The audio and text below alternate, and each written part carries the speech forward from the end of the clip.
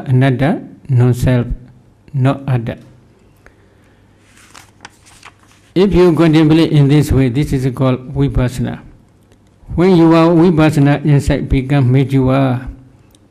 When you reach up to Sankharupaka Jnana stage, the knowledge of equanimity towards formations, at that time you can emphasize jhana dhammas. For example, you should practice Anapana Bhajana. You should re-establish your Bhajana, Anapana Bhajana. Imagine from Bhajana, you should contemplate Bhajana dhammas as nature or dukkha or anatta. Then you should again re-establish your second jhana concentration. Imagine from second jhana, then you should contemplate second jhana dhammas as nature, dukkha and anatta. Again, you re-establish your Anapana jhana concentration. Imagine from that jhana, you should contemplate these jhana dhammas as nature, dukkha and anatta. Again, you should re-establish your Anapana jhana concentration. Imagine from Anapana jhana concentration, you should contemplate these jhana dhammas as nature, dukkha and anatta. While you are contemplating in this way, while you are contemplating jhana dhammas as nature, dukkha, anatta, at that time you may realize Nibbana by path and fruition knowledge. Again, if you practice in the same way successfully, then you may attain up to Rahat stage. When you are realizing Nibbana by your Rahat knowledge, after contemplating Anapana jhana dhammas as nature or dukkha or anatta, then your Rahat knowledge is associated with jhana. This is supramundane jhana. That supramundane jhana based on vipassana insight. If you practice vipassana systematically, one day you may attain this highest jhana Arhat knowledge. That Arhat knowledge can destroy all defilements completely without remainder.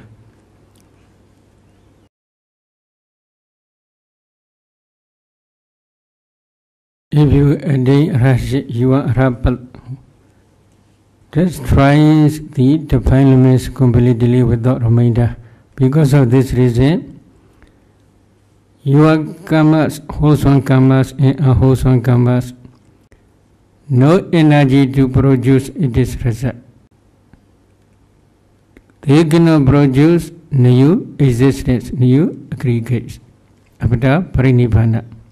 So, if you attain Rahat stage, all wholesome karmas and unwholesome karmas also no power to produce new aggregates or new existence after parinibbana.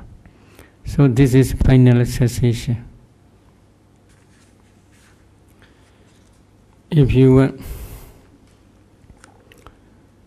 you should try to distinguish mundane jhana and supramundane jhana. Mundane jhana cannot destroy defilements completely without remainder. Only just can remove temporarily only. But supramundane jhana can destroy the defilements completely without remainder. But to attain supramundane jhana, how you should practice? This is very important.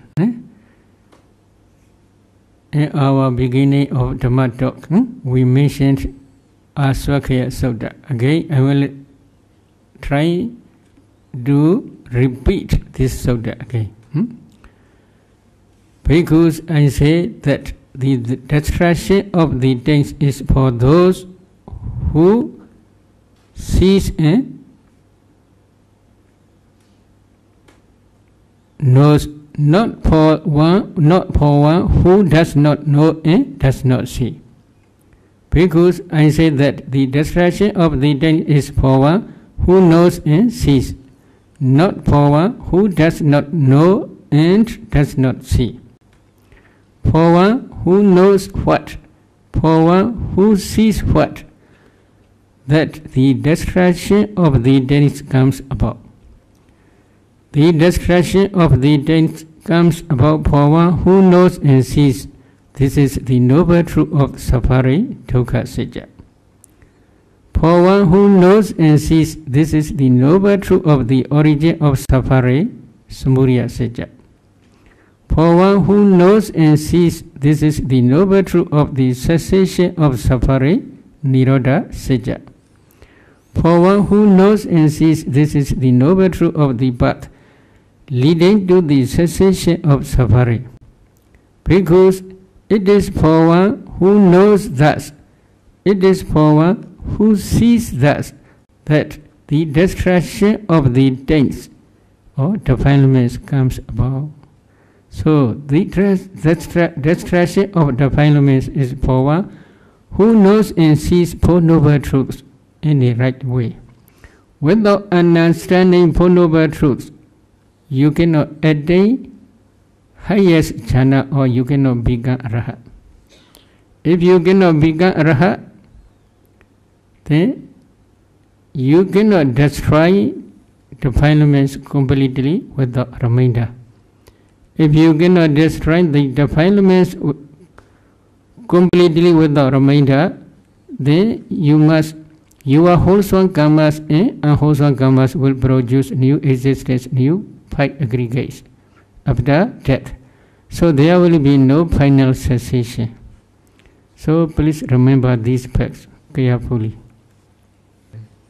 The other question is there a correlationship between, is there any relationship between jhanas and 4 stages of sainthood? Yes, if they practice jhanas, based on jhana, if they practice to understand ultimate materiality and ultimate mentality, there is causal relationship between jhana and sainthood. Because jhana produces a strong, powerful light. Because of this reason, with the assistance of that light, if they discern ultimate materiality, ultimate mentality, they can easily understand or clearly understand ultimate materiality and mentality. If they discern dependent origination, they can clearly understand 5 past causes produce present 5 results or 5 aggregates, 5 clinging aggregates. Because of the rising of 5 past causes, present 5 aggregates rise. Because of the rising of 5 present causes, future 5 aggregates rise. In this way, they can clearly understand and easily understand. This is the causal relationship between Dukkha Satya Dhamma and Samudaya Satya Dhamma. Based on this jhana dhammas, in every sitting, if they contemplate these formations as anicca, dukkha, anatta, their wisdom faculty also becomes sharp because of the concentration. Samahito yatha buddha jhanati pasati. One who has enough concentration, the concentrated mind can understand the dhammas as they really are. So because of this reason, if they practice systematically in this way, when they are inside vipassana become mature, one day they may realize nibbana. Nibbana is Nirodha Satya, the complete cessation of suffering. Then path knowledge which realizes nibbana associated with 8 noble eightfold path. This noble eightfold path which are associated with path knowledge is called the noble truth of the path leading to the cessation of suffering. So based on jhana, if they practice vipassana systematically, one day when they realize nibbana, they understand 4 noble truths. If they understand 4 noble truths stage by stage by path and fruition knowledges, then their path and fruition knowledge also may associated with jhana dhammas. Previously we had talked. If they, when they are contemplating for jhana dhammas, at that time also they may realize nibbana. or when they are contemplating second jhana dhammas as anicca, dukkha, anatta, at that time also they may realize nibbana.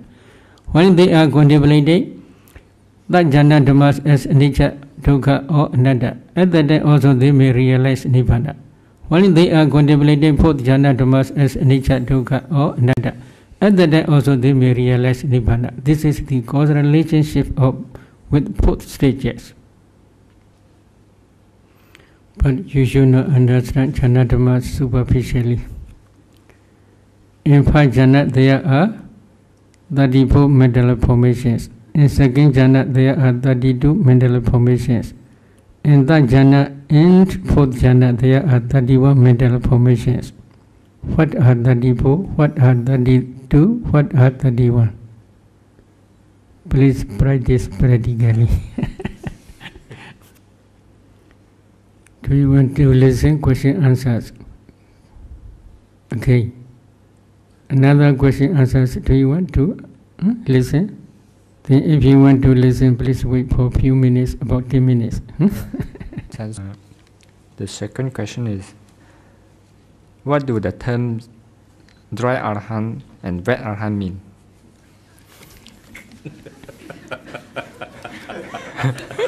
Dry arahant, wet arahant, wet. Yeah.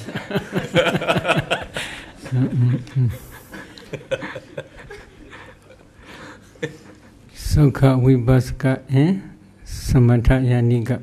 There are two types of arahants. Arahants. Sukha Vipassaka means who do not practice jhana dhammas, but they practice up to excess concentration stage, not jhana stage. For example, if they want to practice vipassana directly, they should first practice 4 elements meditation. If you practice 4 elements meditation, if you see kalapas, and if you can discern 4 elements in each kalapa, this is the last stage of samatha as well as beginning stage of vipassana. So again they continue to discern derivative rupas such as color, odor, flavor, nutritive essence, etc. After discerning ultimate materiality, they again discern ultimate mentality. Then they discern dependent origination. Ultimate materiality and ultimate mentality are dukkha, sacca, dhammas, the noble truth of suffering. Dependent origination is the noble truth of the origin of suffering, samudaya, sacca, dhamma. So they already understand 2 noble truths. These 2 noble truths are called sankhara formations because they have their own respective cause. Their cause produce these formations, so they are called sankhara formations. You must contemplate these formations as anicca, dukkha, anatta systematically according to vipassana insight knowledge stages. One day when your insight becomes mature, you may realize nibbana. That nibbana is called the cessation of suffering, noble truth of the cessation of suffering, nirodha sacca. The path knowledge which realizes nibbana is associated with noble eightfold path. These noble eightfold paths are called the noble truth of the path leading to the cessation of suffering. So they understand 4 noble truths, stage by stage. Stage by stage means up to arhat stage. So if they understand 4 noble truths up to arhat stage, such type of arahants are called sukha vipassaka arahants, drying vipassaka, drying vipassaka arahants. Drying means there is no jhana dhammas. They practice pure vipassana only. So such type of arahants are called Sutta Vipassaka persons or Sukha Vipassaka arahants, drying Vipassaka arahants. But the other arahants, they practice jhana dhammas, Based on jhana dhammas, they practice systematically vipassana up to arhat stage. So they are called samatha yanika arhats, but they translate wet. There is the stickiness of jhana. The third question is, do I have to go through different jhana before doing vipassana meditation? Can I go straight to vipassana without going through jhana stages? I think this answers. Same meaning. The fourth question is, Sadhu, you said that after we emerge from the jhana, after emerging from jhana, we have to discern Bhanga state and the 5 jhana factors. How do we know that what we see in our heart base Bhanga, and that what we see in our heart base Bhanga and the jhana factors? Do we naturally know when we see them? How do we know that what we see is Bhanga? What we see is Bhanga and the 5 jhana factors. What is this? Please try to answer. What is this? This is finger. How do you know this is finger? Say. If you have the light of wisdom because of jhana, if you pay attention inside you, interior of your heart, you can see these 5 jhana factors. How do you see? How we can see? How do you see this one? So, please have enough confidence to the Buddha's teaching. If you practice systematically according to Buddha's teaching, then you can see. Because there is one important sutta called Anubhada Sutta. That sutta is taught because of Venerable Sariputta. Sariputta is not famous at the beginning stage of our Buddha's dispensation. But Venerable Mahamoggallana are very famous because he go to Deva world, come back. Which type of devas are such and such wholesome dhammas accumulated in previous life. So they became devas. Again he visit to hell. Such and such persons go to the hell because of such and such unwholesome dhammas which they had accumulated as a human being. In this way he tried to murder, so he became popular. But Venerable Sariputta is not like that. So Buddha is waiting for opportunity to preach this sutta. One day he got opportunity because the listeners are the persons who had a lot pious faith to the Venerable Sariputta. So at that time Buddha taught this sutta. In that sutta, Venerable Sariputta entered into 5 jhana. Emerging from 5 jhana, he contemplates 5 jhana dhammas one by one as anicca, dukkha, anatta. But if you cannot see Anapanna Nimitta, Patibhaga Nimitta, and then if you cannot discern Bhanga, then how you can understand jhana factors without seeing these 2 dhammas? Anapanna Patibhaga Nimitta and Bhanga Mindo. What is Bhanga Mindo? You do not understand. What is Anapanna Patibhaga Nimitta? You do not understand. Without understanding by imagination, if you ask such type of question, how do you see this Bhanga? say. The 5th question, Bhante, for keen, means serious, for serious practitioner, is the application of Abhidhamma relevant for meditation practice? If so, so far has the tool of Patthana been applied to Satipatthana meditation?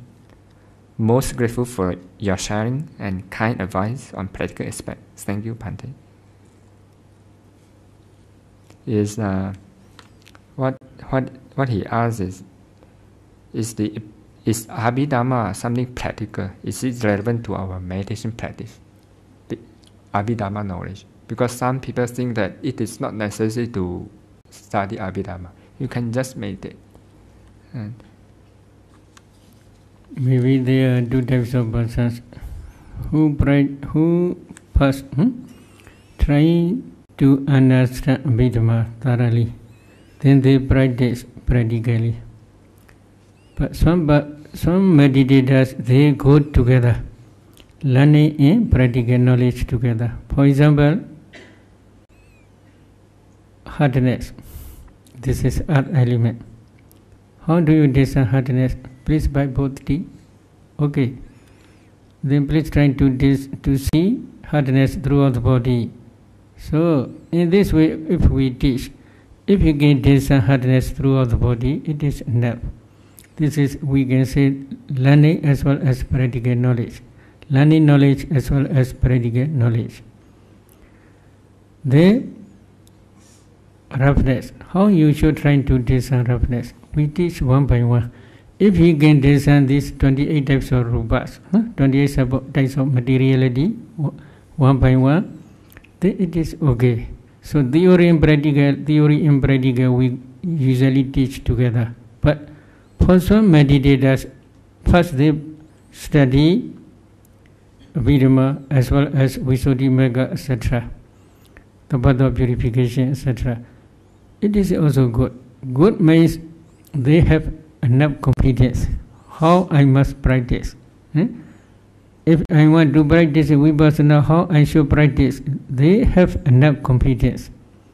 So at that time, with enough competence, if they practice practically under the guidance of teacher, it is also very good. So both are good. So if you want to learn Abhidhamma, at least 28 types of rupa, 52 types of mentality, cetasikas, different types of chaita, consciousness.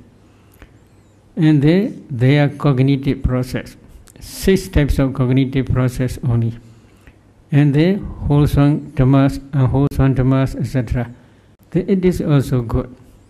After that, if you understand this nama rupa lining knowledge, then if you practice practically, it is also good. No problem. Better.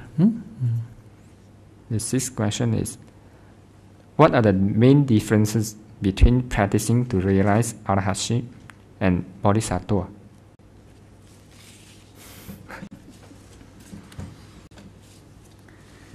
Bodhisattvas, they must fulfill 10 paramis at least 4 incalculable aeons and 100,000. 4 incalculable aeons and 100,000 aeons.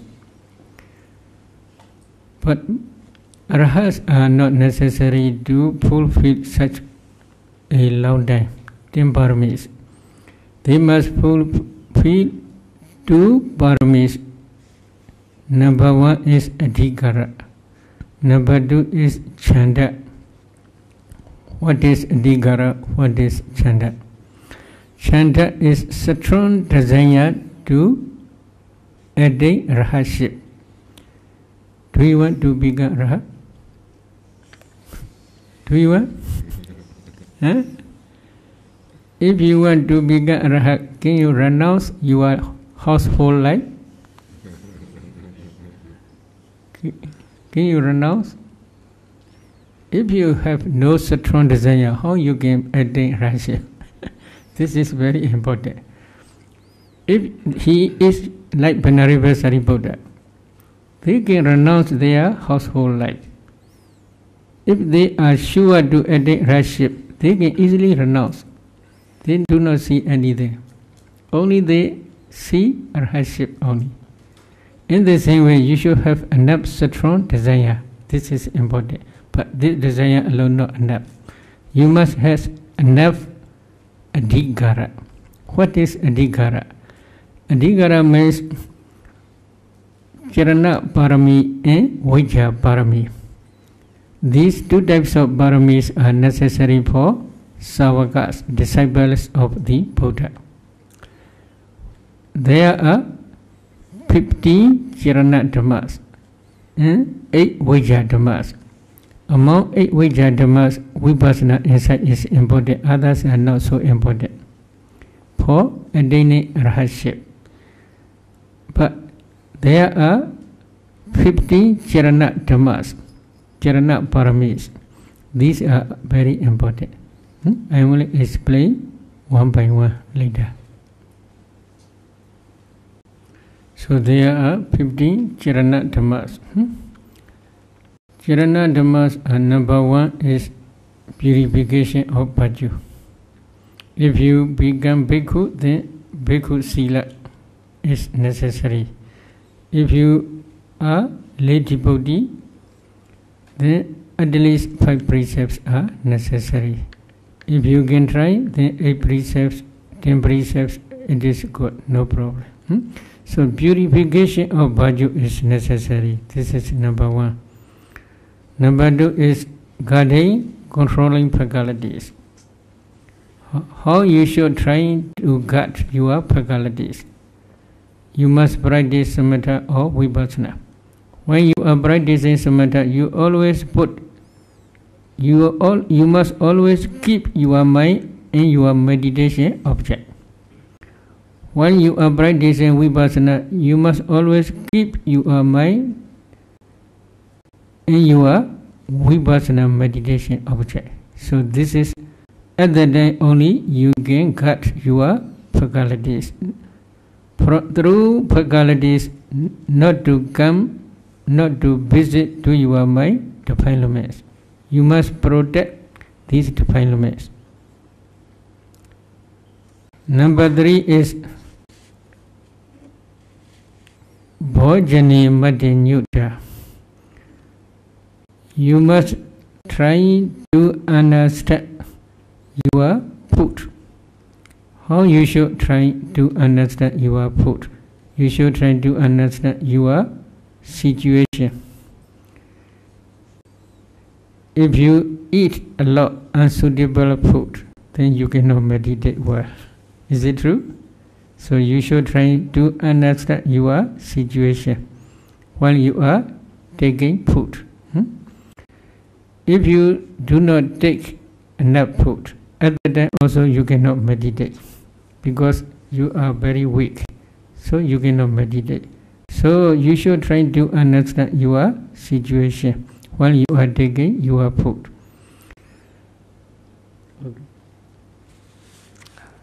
Then number 4 is Jagriya Nuyoga. Jagriya Nuyoga means within 24 hours you should try to sleep about 4 hours only. The remaining 20 hours you must practice diligently, continuously.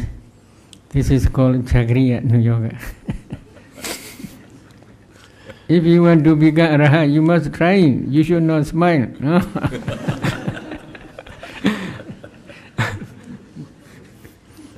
Another one is Saddha Saddhamma, 7 noble dhammas. What are 7 noble dhammas? Number 1 is Saddha, confidence. You should have enough confidence in Buddha, in Dhamma and Sangha. You should have enough confidence in 3 trainings: the training of morality, the training of concentration, the training of wisdom. You should have enough confidence in past 5 aggregates. You should have enough confidence in future 5 aggregates. You should have enough confidence in both past 5 aggregates as well as in future 5 aggregates. Then you should have enough confidence dependent origination. Such type of saddha confidence is necessary when you are practicing meditation. Number 2 is sati, mindfulness. Mindfulness on your meditation object is very important. If you have no mindfulness, then concentration cannot follow after your mindfulness. When your mindfulness becomes powerful one, then concentration will follow after mindfulness. Then number 3 is hiri, shame of wrongdoing, shame of unwholesome dhammas. Number 4 is uddhava, dread of wrongdoing or dread of unwholesome dhammas.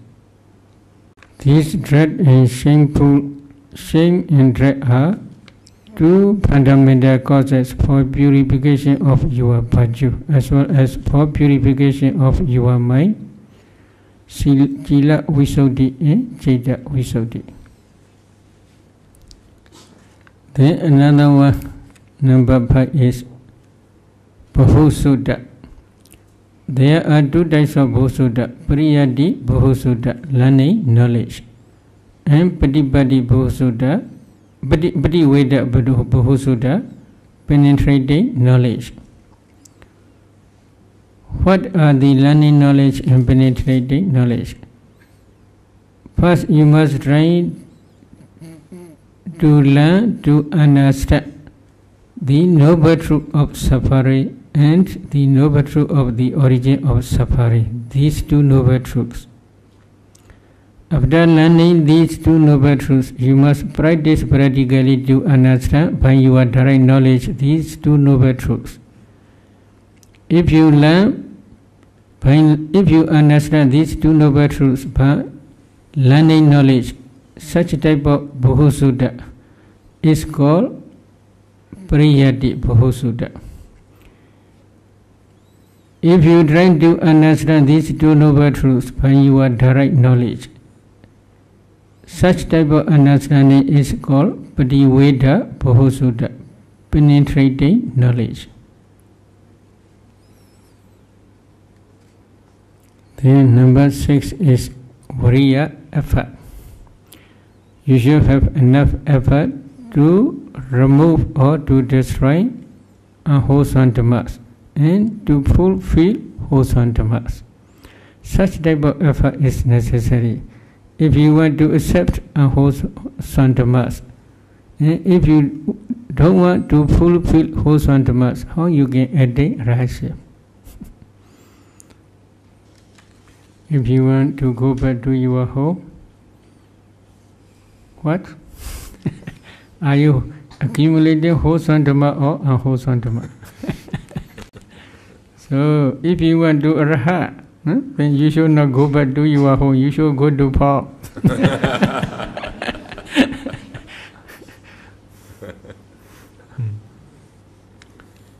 Then, another number 7 is Pinya, wisdom, faculty. The noble truth of suffering and the noble truth of the origin of suffering, these two noble truth dhammas are called sankhara, formations. You must contemplate these formations as anicca, dukkha, anatta. If you understand the impermanent nature, suffering nature, and non-self nature of these formations, such type of wisdom faculty is called wisdom, in this case, vipassana insight. So that vipassana insight is called wisdom faculty. So altogether there are 7 noble dhammas. I will repeat again. Number 1, saddha, confidence. Number 2, sati, mindfulness. Number 3, shame of wrongdoing or unwholesome dhammas. Number 4, dread of wrongdoing and unwholesome dhammas. Dread of unwholesome dhammas. Number 5, learning knowledge of noble truth of suffering and noble truth of the origin of suffering, as well as practical knowledge of these two noble truths. Number 6 is Viriya, effort.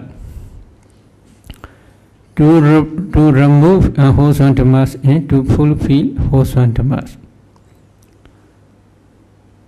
Number 7 is wisdom faculty, insight, knowledge. Altogether 7 noble dhammas. So you should note in these 7 noble dhammas, vipassana, insight, knowledge also include. Please remember. But in some cases, not only vipassana insight, but also but knowledge also include in this wisdom faculty. Then another four is first jhana, second jhana, third jhana, fourth jhana. These four jhana dhammas are also called charana dhamma. So altogether there are 15 charana dhammas. They translate charana as contact. Whether it is true or not, I don't know. Charana is better. So these charana dhammas are necessary for attaining rahaship for one. Then another is vijja, wisdom. Among 8 vijja, vipassana insight is very important for attaining rahaship. So in vijja side there is also vipassana. In charana side there is also vipassana. What is the difference between these two? I will explain this with one example. In Samoha Vinodani commentary, Disabella of Delusion commentary, it is mentioned that charana is like foot. If you have feet, then you can go anywhere. Is it true? Yes, in the same way, charana is like foot. What is the meaning? The meaning is charana dhammas can produce to be reborn in existence, new existence. Vijja is like eye. If you have eye, then you can see anything which is visible objects. In the same way, wisdom faculty is like eye. It can penetrate ultimate materiality, ultimate mentality, and their causes as nature, dukkha, anatta. So wisdom faculty, vijja, is like eye, physical eye, like physical eye. So what is the meaning? If you accumulate these charana dhammas as well as vijja dhammas for realization of nibbana or for attaining rahaship, then this charana dhammas will send you to be reborn in one of existence. In that existence, you can meet with Buddhas, Dhammas, Sanghas, etc. When you meet this Buddha, Dhamma, and Sangha, after listening Dhamma talk, you can penetrate Four Noble Truths very quickly. So, charana dhamma sent to new existence. Vijja dhamma, because of vijja dhamma, you can penetrate Four Noble Truths very quickly. So they do both functions. So according to this explanation, you may understand vipassana is both sides, charana as well as vijja. What is the difference between charana vipassana and vijja vipassana? Charana vipassana knowledge can produce to be reborn in new existence. This is mentioned in Patisambhida Magga. In Patisambhida Magga Pali text, it is mentioned even Sankharupaka jnana also can produce new existence. How? While meditating, one day when you are inside become mature, you may attain Sankharupaka jnana stage, the knowledge of equanimity towards formations. At that time, you have a lot of pity, joy, or rapture, mind, and as well as you have very, very subtle attachment to your Sankharupaka jnana knowledge, the knowledge of equanimity towards formations. Such attachment is the supporting cause for Sankharupaka jnana to produce new existence. Because of this reason, if Sankharupaka jnana produce new existence, then it becomes charana. But in that new existence, while he listening Dhamma, he can easily penetrate Four Noble Truths. So because of this reason, it also become Vijja. Both sides. So how long you should fulfill this Charana Parami in Vijja Parami to attain Rahatship. Pobheva Edrehiva Sankara Samasana Vina Patisambhita Namanati. In previous life, also you had already contemplated these Sankhara Dhammas as anicca, dukkha, anatta. As well as in this very life also, you had already contemplated these Sankhara Dhammas as anicca, dukkha, anatta. Both are necessary. So, how many lives in previous life, how many previous lives you should accumulate this Charana Parami and Vijja Parami? There is one famous story you may already heard, Sicaka Paribhajaka. In time of Buddha, he discussed with Buddha about 5 aggregates. Buddha explains him 5 aggregates are anicca, dukkha, and anatta. He argued 5 aggregates are atta. Why? At that time his parami is not yet mature. He cannot penetrate 5 aggregates are anatta. But when he is discussing with Buddha, slowly he understands 5 aggregates are anatta. This is his Charana seat as well as Vijja seat. Charana Parami as well as Vijja Parami. Because of this Parami, between 200 and 300 years after Pranibhana of our Buddha, in Sri Lanka he became a famous Arhat. So maybe 2 or 3 or 4, within 2 or 3 or 4 lives, to fulfill Parami is necessary. But if you had already practiced Vipassana in previous Buddha's dispensation, and if you had already contemplated these Sankhara Dhammas as anicca, dukkha, and anatta, it is very good. So this is necessary. How long we cannot say exactly, but Charana Parami and Vijja Parami is necessary. You must fulfill Charana Parami and Vijja Parami in previous life or in this very life both. At that time only you can attain Rahatship. Today let us stop here. Tomorrow we will continue another question answers. Sharing merit. Idame Bonya Asavakaya Waha Hodu Idame Bonya Nibbana Sa Pachayo Hodu Idame Bonya Sabha Sadhana Pajima Tisavi Mesama Punya Baga Labandu Sadhu Sadhu Sadhu. If you attain Rahatship, you are Rahat. Just try the defilements completely without Amida.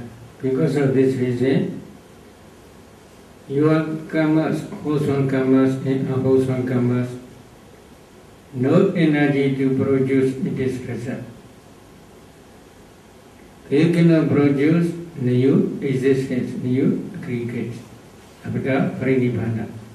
So, if you attain a Rahat stage, all wholesome karmas and unwholesome karmas also no power to produce new 5 aggregates or new existence after Pranibhana. So this is final cessation. if you should try to distinguish mundane jhana and supramundane jhana. Mundane jhana cannot destroy defilements completely without remainder. Only just can remove temporarily only. But supramundane jhana can destroy the defilements completely without remainder. But to attain supramundane jhana, how we should practice? This is very important. In our beginning of Dhamma talk, we mentioned Aswakaya Sutta. Again, I will try to repeat this sutta again. Because I say that the attraction of the taste is for those who sees and knows, not for one who does not know and does not see. Because I say that the distraction of the taste is for one who knows and sees, not for one who does not know and does not see. For one who knows what, for one who sees what, that the destruction of the taste comes about. The destruction of the taste comes about for one who knows and sees. This is the noble truth of suffering, dukkha satya. For one who knows and sees, this is the noble truth of the origin of suffering, samudaya satya. For one who knows and sees, this is the noble truth of the cessation of suffering, nirodha satya. For one who knows and sees, this is the noble truth of the path leading to the cessation of suffering. Because it is for one who knows thus, it is for one who sees thus, that the destruction of the taste or defilements comes about. So the destruction of defilements is for one who knows and sees Four Noble Truths in the right way. Without understanding Four Noble Truths, you cannot attain highest jhana or you cannot become arahat. If you cannot become arahat, then you cannot destroy defilements completely without remainder. If you cannot destroy the defilements completely without remainder, then your wholesome karmas and unwholesome karmas will produce new existence, new five aggregates after death. So there will be no final cessation. So please remember these steps carefully. Yes, if they practice jhana, based on jhana, if they practice to understand ultimate materiality and ultimate mentality, there is causal relationship between jhana and sequel. Because jhana produces a strong powerful light. Because of this reason, with the assistance of that light, if they discern ultimate materiality, ultimate mentality, they can easily understand or clearly understand ultimate materiality and mentality. If they discern dependent origination, they can clearly understand five past causes produce present five results or five aggregates, five clinging aggregates. Because of the rising of five past causes, present five aggregates rise. Because of the rising of five present causes, future five aggregates rise. In this way, they can clearly understand and easily understand. This is the causal relationship between dukkha satya dhamma and samudaya satya dhamma. Based on this jhana dhammas, in every sitting, if they contemplate these formations as nature, dukkha, anatta, their wisdom faculty also becomes sharp because of the concentration. Samahito yatha buddha jhanati pasati. One who has enough concentration, the concentrated mind can understand the dhammas as they really are. So because of this reason, if they practice systematically in this way, when they are inside Vipassana become mature, one day they may realize Nibbana. Nibbana is Nirodha Sita, the complete cessation of suffering. Then path knowledge which realize Nibbana associated with eight noble eightfold path. This noble eightfold path which are associated with path knowledge is called the noble truth of the path leading to the cessation of suffering. So, based on jhana, if they practice vipassana systematically, one day when they realize Nibbana, they understand Four Noble Truths. If they understand Four Noble Truths stage by path improving knowledges, then their path improving knowledge also may associated with jhana dhammas. Previously we had talked. When they are contemplating for jhana dhammas, at that time also they may realize Nibbana. Or when they are contemplating second jhana dhammas as anicca, dukkha, anatta, at that time also they may realize Nibbana. When they are contemplating third jhana dhammas as anicca, dukkha or anatta, at that time also they may realize Nibbana. When they are contemplating fourth jhana dhammas as anicca, dukkha or anatta, at that time also they may realize Nibbana. This is the causal relationship with fourth stages. Between jhana and fourth stages. But you should not understand jhana dhamma superficially. In five jhana there are 34 mental formations. In second jhana there are 32 mental formations. In third jhana and fourth jhana there are 31 mental formations. What are 34? What are 32? What are 31? Please practice very well. Do you want to listen? Question answers. Okay. Another question answers. Do you want to listen? The second question is, what do the term dry arahant and wet arahant mean?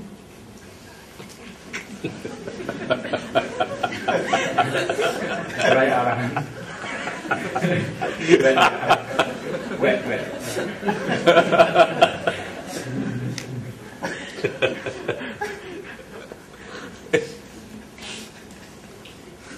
Sukha, Vipassana and Samatha Jnana.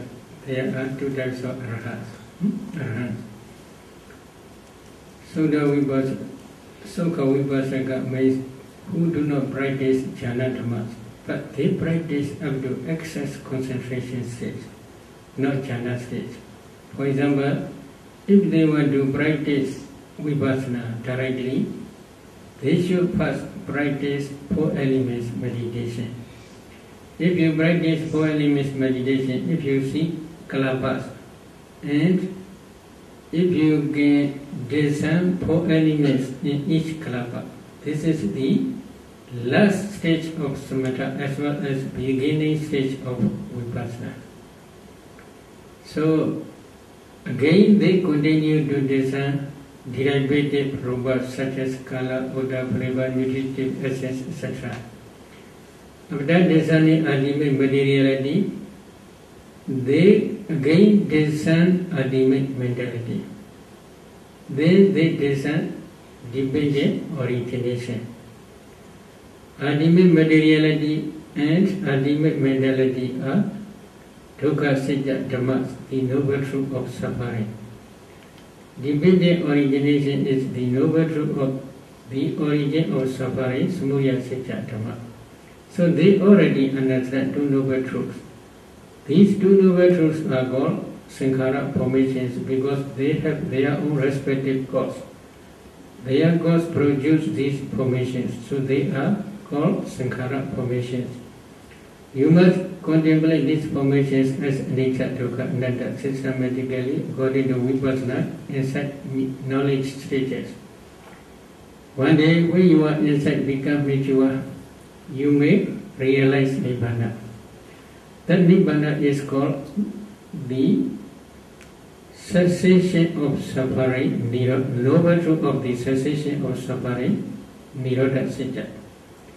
The path knowledge which realizes Nibbana is associated with Noble Eightfold Path.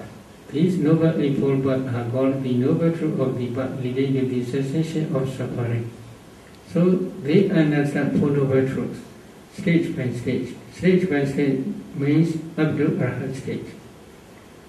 So if they understand Four Noble Truths up to Arhat stage, such type of Arhats are called Sukha Vipassaka Arhats, dry Vipassaka, dry Vipassaka Arhats. Dry means there is no jhana dhammas. They practice pure Vipassana only. So such type of Arhats are called Sukha Vipassaka persons or Sukha Vipassaka Arhats, dry Vipassaka Arhats. But the other Arhats, they practice jhana dhammas. Based on jhana dhammas, they practice systematically Vipassana up to Arhat stage. So they are called Samatha Yanika Arhats, but they translate wet. There is the stickiness of jhana. The third question is, do I have to go through different jhana before doing Vipassana meditation? Can I go straight to Vipassana without going through jhana stages? This answer. Sarada, you said that after we emerge from the jhana, after emerging from jhana, we have to discern Bhavanga state and the 5 jhana factors. How do we know that what we see in our heart is Bhavanga and the jhana factors? Do we naturally know when we see them? How do we know that what we see is Bhavanga, what we see is Bhavanga and the 5 jhana factors? What is this? Please try to answer. What is this? This is finger. How do you know this is finger? Say. If you have the light of wisdom because of jhana, if you pay attention inside your interior of your heart, you can see these 5 jhana factors. How do you see? How we can see? How do you see this one? So please have enough competence to the Buddha's teaching. If you practice systematically according to Buddha's teaching, then you can see. Because there is one important subject called Anupada Sutta. That sutta is taught because of Venerable Sariputta. Sariputta is not famous at the beginning stage of our Buddha's dispensation. But Venerable Mahamoggallana are very famous because he go to Deva world, come back. Which type of devas are such and such also dhammas accumulated in previous life. So they became devas. Again he visit to hell. Such and such persons go to the hell because of such and such unwholesome dhammas which they had accumulated as a human being. In this way he tried to matter, so he became popular. But Venerable Sariputta is not like that. So Buddha is waiting for opportunity to preach this sutta. One day he got opportunity because the listeners are the persons who had a lot of pious faith to the Venerable Sariputta. So at that time Buddha taught this sutta. In that sutta, Venerable Sariputta entered into 5 jhana.